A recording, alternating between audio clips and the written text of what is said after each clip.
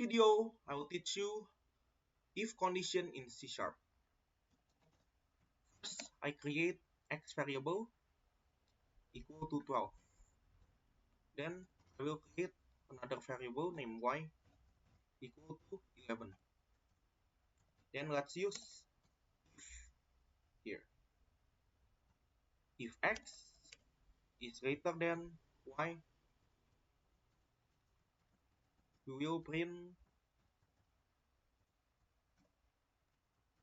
x is greater than y. Let's try it now. And yes, x is greater than y. How about if we make this to 10? Doesn't show anything in here. So that's it for today's video.